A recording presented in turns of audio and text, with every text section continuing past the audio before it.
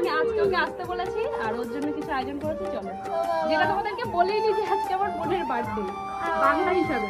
ঈশ্বরী দেহ পুরো উঠে গেছি, পুরো কানে কানে হ্যাপি বার্থডে।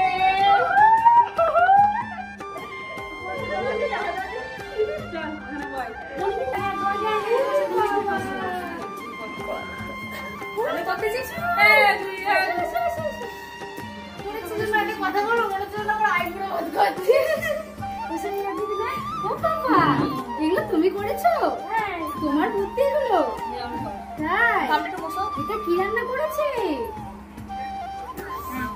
কি নাম বলো তো? আর আমার তরফ থেকে এই যে একটা গিফট, তার জন্য ছোট্ট একটা উপহার, তো সেটাও এখন দিয়ে দেবো। যখনই খেতে বসে তখনই দিয়ে দেবো। চলো, সেটা তোমাদেরকে ও নিজেই দেখাবে। চলো। আর আমাদের রীতি বোন গেছে, আসতে পারিনি, দেখো ও খাইয়ে দিচ্ছে ওইদিকে। আমি